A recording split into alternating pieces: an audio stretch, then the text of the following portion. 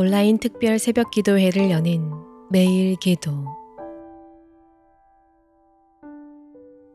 오늘의 기도. 하나님의 양식을 추구합니다. 썩을 양식을 위하여 일하지 말고 영생하도록 있는 양식을 위하여 하라. 이 양식은 인자가 너희에게 주리니 인자는 아버지 하나님께서 인치신 자니라. 요한복음 6장 27절.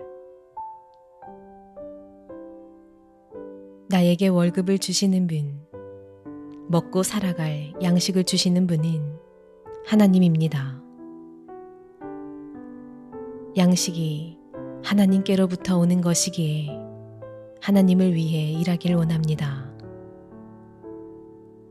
하나님을 만나러 가듯 출근하고 하나님을 섬기듯 동료들을 겸손히 섬기며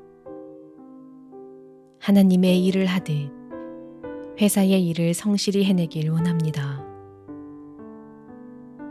광야에서 훈련받던 이스라엘 백성은 날마다 먹이고 입히시는 하나님의 은혜를 경험하고도 인생의 목적을 몰라 하나님을 불신했습니다.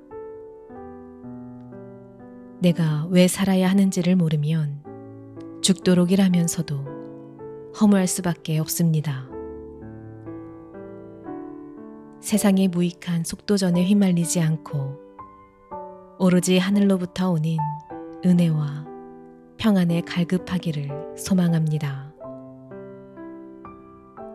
그리하여 하나님의 거룩한 백성으로 살게 하옵소서. 예수님의 이름으로 기도합니다. 아멘.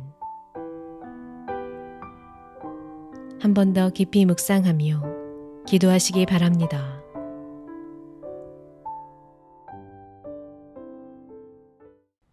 온라인 특별 새벽 기도회 두 번째 주 목요일입니다. 오늘 우리에게 주시는 하나님의 말씀은 로마서 8장 17절에서 18절 말씀입니다. 자녀이면 또한 상속자 곧 하나님의 상속자요 그리스도와 함께한 상속자니 우리가 그와 함께 영광을 받기 위하여 고난도 함께 받아야 할 것이니라. 생각하건대 현재의 고난은 장차 우리에게 나타날 영광과 비교할 수 없도다. 로마서 8장의 주된 주제는 구원의 확신입니다. 지금까지 바울은 우리가 구원을 확신할 수 있는 이유들을 설명해 왔습니다. 오늘 본문 역시 동일합니다. 바울은 여기서도 우리가 구원을 확신할 수 있는 이유들을 설명합니다. 우리가 구원을 확신할 수 있는 첫 번째 이유는 우리가 하나님의 상속자이기 때문입니다. 고대 사회에서의 상속자는 매우 특별한 지위를 의미했습니다. 상속자는 부모의 권한과 재산을 물려받았습니다. 예를 들어 왕이 자신의 여러 아들들 가운데 한 명을 자신의 후계자로 선택하는 순간 그는 상속자가 됩니다. 따라서 상속권은 하나님의 약속이자 맹세입니다.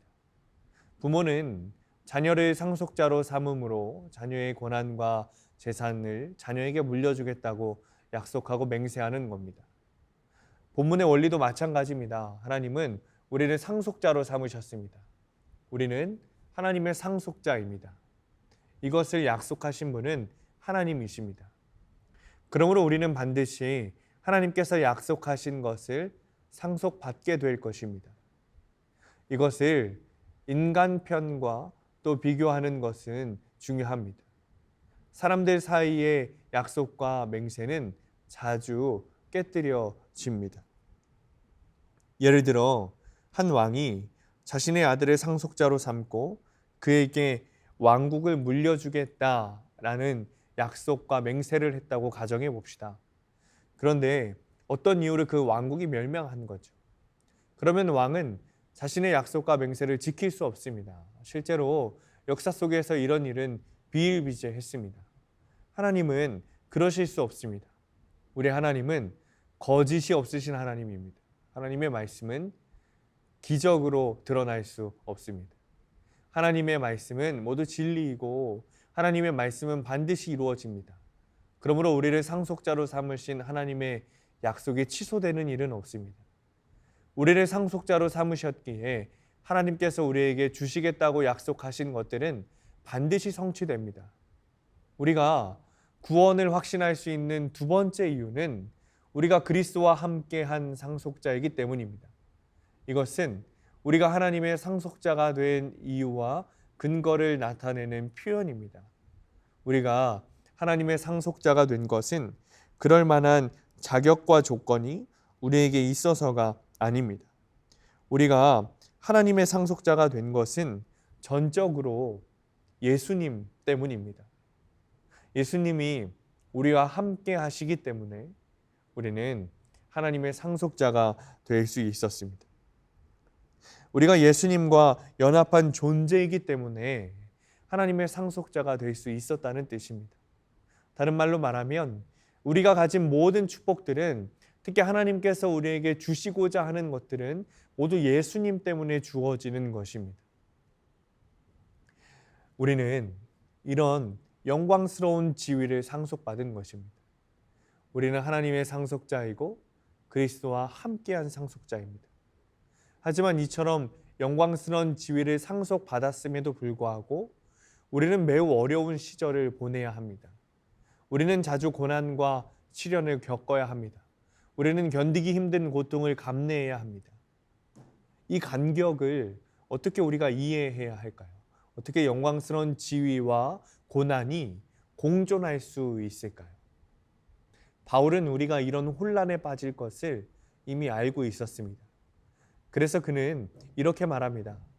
자녀이면 또한 상속자, 곧 하나님의 상속자, 그리스도와 함께한 상속자니 우리가 그와 함께 영광을 받기 위해서는 고난도 함께 받아야 한다. 본문은 다음과 같이 번역할 수 있습니다. 우리가 그와 함께 고난을 받고 있기 때문에 그와 함께 영광을 누릴 수 있는 겁니다. 따라서 바울의 요지는 분명합니다. 구원과 고난을 분리할 수 없다는 겁니다. 우리가 하나님의 자녀가 확실하다면 고난을 겪는 것도 필수적입니다. 이유가 있죠. 우리가 예수님 안에 있기 때문입니다. 우리는 예수님에게 해당되는 모든 것에 동참한 사람입니다. 따라서 예수님의 고난에 참여하는 것도 당연한 거예요. 예수님의 삶을 생각해 봅시다. 성경에는 예수님이 크게 웃으셨다는 기록이 없습니다. 우리는 그분의 눈물을 흘리신 것만 확인할 수 있습니다. 그분은 멸시와 조롱을 받으셨습니다. 그분은 채찍에 맞으셨고 침뱉음을 당했습니다. 예수님은 평생 미움과 핍박을 당했습니다. 그 이유는 예수님께서 이 세상에 속하지 않았기 때문이에요. 요한복음 8장 23절에 이렇게 말합니다. 예수께서 이르시되 너희는 아래에서 났고 나는 위에서 났으며 너희는 이 세상에 속하였고 나는 이 세상에 속하지 아니하였느니라. 그래서 우리도 고난을 받는 겁니다. 세상이 아니라 예수님에게 속한 우리 역시 고난을 받습니다. 이것은 예수님께서 미리 알려주신 사실입니다. 너희가 세상에 속하였으면 세상이 자기 것을 사랑할 것이나 너희는 세상에 속한 자가 아니요 도리어 내가 너희를 세상에서 택하였기 때문에 세상이 너희를 미워하느니라. 사랑하는 성도님들, 기억합시다. 만약 우리가 성도로서 고난을 받고 또한 성도이기 때문에 고난을 받는다면 그것이야말로 우리가 하나님의 자녀, 하나님의 상속자라는 가장 확실한 증거입니다. 사랑하는 성도님들, 우리에게는 복된 약속이 있습니다. 언젠가 우리는 잃어버린 영광을 회복하게 될 겁니다. 하나님께서 우리에게 영광을 선물로 주실 겁니다. 그러므로 하나님께 감사해야 합니다. 그리고 그 복된 날을 소망해야 합니다. 그날은 반드시 올 겁니다. 그날이 오면 우리는 모든 슬픔과 고통과 모든 괴로움과 비참함을 과거의 일로 여기게 될 겁니다. 슬픔과 괴로움이 무엇인지 상상조차 할 수 없을 겁니다. 그러므로 여러분, 기뻐합시다. 즐거워함으로 기다립시다. 오늘 하루도 주님 주신 삶을 살아가실 때 하나님의 상속자라는 지위를 잊지 마시기 바랍니다. 주님께서 우리에게 약속하신 영광은 이 세상의 어떤 것보다 큽니다. 주님께서 이미 그것을 약속하셨고 우리에게 주셨습니다. 오늘도 주님의 상속자라는 지위를 잊지 마시고 상속자답게 살아가시는 성도님들 되시기를 축원합니다. 기도하겠습니다. 주님 감사합니다. 우리를 주님의 자녀로 삼으시고 그것을 넘어서서 하나님 나라의 상속자로 삼아주시니 감사합니다. 우리에게 그 소망을 품게 하시고 그 기대를 품게 하시니 하나님 감사합니다. 아버지, 그러나 우리는 이 세상에 살면서 예수님이라는 그 존재 안에 있기 때문에 여전히 고통과 고난을 받습니다. 우리가 상속자라는 것과 고난과 고통의 간격이 잘 메워지지가 않습니다. 그러나 주님, 우리 마음에 깨닫게 하셔서 우리가 예수 안에 있기 때문에, 예수님과 동행하기 때문에 주님께서 겪으셨던 그 고난을 우리도 겪는다는 사실을 깨닫게 하시고, 그 고난에 동참하는 것이 영광이고 주님의 나라의 상속자의 증거라는 사실을 깨닫게 하여 주옵소서. 그래서 오늘도 우리가 살아갈 때 주님의 상속자라는 사실을 잊지 않게 하시며 그 지위와 그 명예와 능력으로 이 세상을 헤쳐나가는 우리가 되도록 축복하여 주옵소서. 예수님의 이름으로 기도합니다. 아멘.